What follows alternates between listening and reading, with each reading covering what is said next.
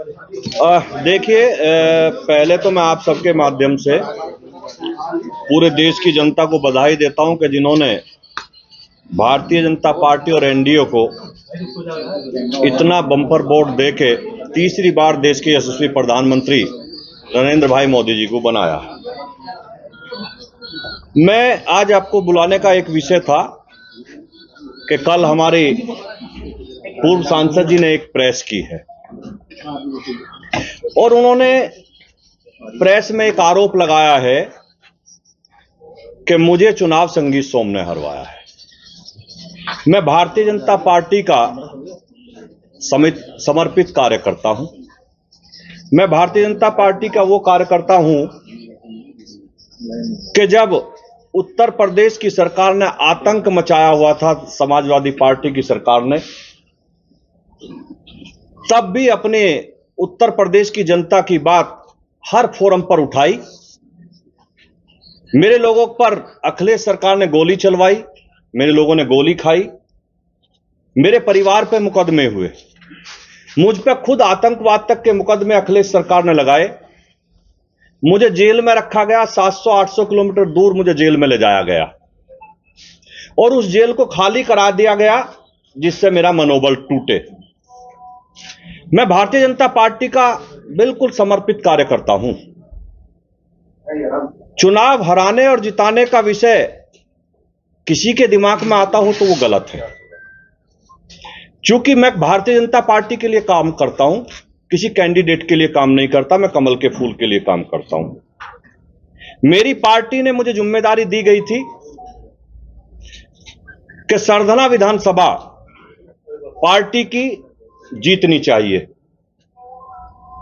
इतनी विपरीत परिस्थितियों के बाद जब सरधना में कोई विकास ना हुआ हो, सरधना की जनता पे मुकदमे कराए गए हों, सरधना के लोगों को जेल भेजा गया हो, लेकिन उस विपरीत परिस्थिति के बाद भी भारतीय जनता पार्टी सरधना पे बराबर रही, हार कर नहीं गई। हारने का कारण माननीय मंत्री जी को खुद देखना चाहिए कि वो बुढ़ाना जैसी विधानसभा में क्यों हारे, वो चरथावल जैसी विधानसभा में क्यों हारे। हमारी वो विधानसभा है वे जिसमें वो कहते हैं कि मैंने विकास के नए आयाम रचे हैं। मुजफ्फरनगर विधानसभा हमारी ऐसी विधानसभा है भारतीय जनता पार्टी की, जिस विधानसभा को विपरीत परिस्थितियों में भी भारतीय जनता पार्टी 30 से 40 हजार वोटों के मार्जिन से जीतती है। लेकिन इस बार उस विधानसभा को भी हम 800 वोटों से जीते। खतौली विधानसभा हमारी ऐसी विधानसभा है जिसे 30 से 40 हजार मार्जिन से पार्टी जीतती है, हम उसे भी शायद 2000 वोटों से जीते। हम मुजफ्फरनगर की जो माननीय बालियान जी की हमारे भाई हैं, जो उनकी घर की विधानसभा है चरथावल और बुढ़ाना, वे उन्हीं दो विधानसभाओं पे हारे। तो उन्हें चिंतन मनन ये करना चाहिए कि आखिर मैं घर की विधानसभाओं पे क्यों हारा। पार्टी के अगर वो समर्पित कार्यकर्ता हैं तो हम कार्यकर्ताओं का एक फोरम होता है। अगर किसी ने कोई गलती करी है और किसी की कोई शिकायत हमें एक दूसरे से है तो हम अपनी पार्टी फोरम पे बात रखेंगे। पार्टी का हमारा प्रदेश नेतृत्व है, हमारा राष्ट्रीय नेतृत्व है, हम अपनी बात वहां रखेंगे, ना कि मीडिया के सामने रखेंगे। मुझे तो मीडिया के सामने इस बात के लिए आना पड़ा क्योंकि मुझ पर नाम लेकर आरोप लगाया गया। मैं भारतीय जनता पार्टी के अपने नेतृत्व से यही कहूंगा कि इस सारे विषय की जांच होनी चाहिए। मैं भी 2022 में चुनाव हारा था। कारण क्या है मैं कुछ नहीं कहूंगा, लेकिन मैंने पार्टी को अपनी बात बताई और पार्टी ने उसकी जांच की होगी या कर रही होगी। मैंने कभी भी मीडिया के सामने हार का ठीकरा किसी के सिर पर नहीं फोड़ा आके। मैं संजीव बालियान जी को भी यही सलाह देना चाहता हूं कि पार्टी के कार्यकर्ता के तरीके से आप अपनी बात रखिए, पार्टी फोरम पर रखिए, मीडिया के सामने मत रखिए, चूंकि हम घर की लड़ाई बाहर नहीं ले जा सकते। और मैं विपरीत परिस्थितियों में, मेरी पर्सनल नाराजगी होने के बावजूद मैंने संजीव बालियान जी को सरधना पे चुनाव नहीं हारने दिया। मैंने इतनी मेहनत करी, कार्यकर्ता लगने के लिए तैयार नहीं थे। चुनाव के दिन आपकी जानकारी के लिए मैं बता दूं, जो हमारी पार्टी के बचते गए वो भाजपा के बूथ अध्यक्ष से लेकर सपा के बूथ अध्यक्षों को दिए गए। लेकिन उस परिस्थिति में भी हम लोगों ने भारतीय जनता पार्टी को चुनाव जिताया। भारतीय जनता पार्टी का कार्यकर्ता ही चुनाव जिताएगा, ना कि समाजवादी पार्टी का कार्यकर्ता चुनाव जिताएगा। मैं आज आप लोगों के बीच में यही कहने के लिए आया था कि मैं भारतीय जनता पार्टी का समर्थित समर्पित दोनों तरीके का कार्यकर्ता हूं। मैं अपनी पार्टी के लिए दिन रात जी जान से मेहनत करता हूं और वो हमेशा करता रहूंगा। हार जो है भीतरघात की वजह से हुई और विभीषण बताया जा रहा है कि पार्टी के अंदर विभीषण मौजूद है। वो विभीषण किसे कह रहे हैं? अब ये तो आपको संजीव बालियान जी से पूछना पड़ेगा कि वो विभीषण किसे कह रहे हैं। अंतरकलह की बात हो रही है, शिखंडी जैसे शब्दों का प्रयोग रहा है, कितना जायज मानते हैं? मेरे माँ बाप ने मुझे ऐसे संस्कार नहीं दिए कि मैं किसी के खिलाफ इस तरीके के अनर्गल बात करूं, किसी को शिखंडी कहूं, किसी को विभीषण कहूं। मैं केवल इतना कहना चाहता हूं कि मेरे माँ बाप ने मुझे ऐसे संस्कार दिए हैं कि मैं किसी के बारे में खराब शब्द ना बोलूं। बालियान कह रहे हैं मेरा पानी उतरते देख किनारे पर अपना घर मत बना लेना, तो लौट कर फिर आऊंगा, क्या कहेंगे?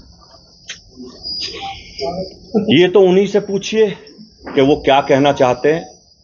लेकिन पत्थर पे सिर पटक के कुछ नहीं होता, पत्थर पे सिर पटक के कुछ नहीं होता। समंदर को वापस आना नहीं आना वो उसे पता होगा। अच्छा सर, एक बात सुन साहब, आपने जैसे कहा कि कोई भी अगर बात की तो उसे पार्टी फोरम में रखना चाहिए था, तो आपने भी एक कमेंट बड़ा ओपन में किया था कि उनका स्तर इस लायक नहीं है कि मेरे से बात कर सके। आपने मेरा वो बयान सुना होगा, शायद आपने ये बात नोट नहीं करी होगी कि मैंने वो बयान कब दिया था। उन्होंने 2 दिन पहले कहा था कि संगी सोम विनाश की राजनीति करते हैं। मैं कभी विनाश की राजनीति नहीं करता, मैं विकास की राजनीति करता हूं। और उसी का कारण है मैं हारने के बाद भी मैं 12 में जीता। जितनी वोट मिली उससे 1.5 गुना ज्यादा वोट मुझे उसके बाद मिली, 17 में मिली। और 17 में जितनी वोट मुझे मिली उससे 10,000 करीब वोट ज्यादा मुझे 22 में मिली। अगर मैं विनाश की राजनीति कर रहा होता तो लोगों का आशीर्वाद मुझे बढ़ता नहीं। वो अलग विषय है, हारना जीतना एक अलग विषय है, लेकिन मेरा वोटों का ग्राफ कभी नहीं गिरा है। आपके बूथ पे ही आधी वोट मिली है पिछली बार से, आपके बूथ आधे से। देखिए, मेरा बूथ पूरी सरधना विधानसभा है, आप एक बूथ की बात नहीं कर सकते। अगर ये बात आप करेंगे तो हमारी विधानसभा बुढ़ाना में एक सोरम गांव है, वो हमारा बहुत बड़ा गांव है। उसमें हमारे देश के बड़े बड़े लोग रहते हैं। और संजीव बालियान जी का वो बहुत एक ऐसा गांव है जो जिसे वो अपना घर मानते हैं।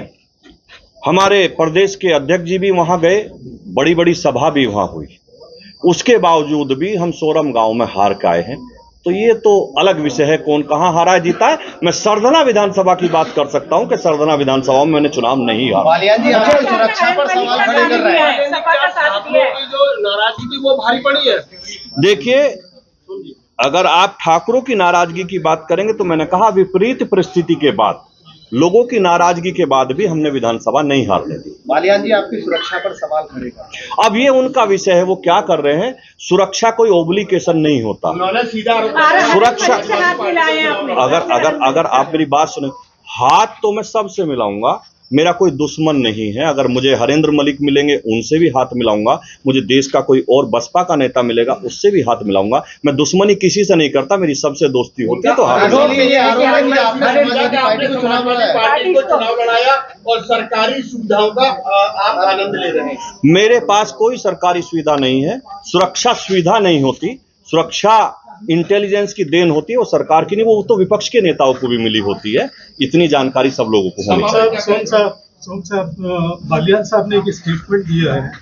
उन्होंने कहा है कि उनकी हार में एक बड़ा मुद्दा था हिंदुओं के जो वोट्स में डिवीजन का होना। इसको आप भाजपा के परिप्रेक्ष्य में किस तरह से देखते हैं? देखिए, मैं फिर कह रहा हूं, हिंदू वोटों का ना निकलना, कम निकलना, डिवीजन भी बोला उन्होंने। मैंने बता रहा हूं, हिंदू वोटों का कम निकलना, किसी कारणवश उनमें डिवीजन होना, ये हार का बड़ा कारण है। आरएलडी के आने से बीजेपी को फायदा हुआ है या नहीं हुआ? मुझे नहीं लगता, क्योंकि हम जो सीटें जीत रहे थे हम उन्हें भी हार गए। आरएलडी के साथ जोड़ने की वजह हिंदू से। वोट डिवीजन को भाजपा के परिप्रेक्ष्य में किस तरह से देखते हैं आप? देखिए मैंने आपको बताया, ये पार्टी का विषय है, पार्टी इस पे चिंतन मनन कर रही है और पार्टी इस पे देख रही है कि ये डिवीजन क्यों हुआ। चिंता का विषय है ये हमारे लिए चिंता का विषय।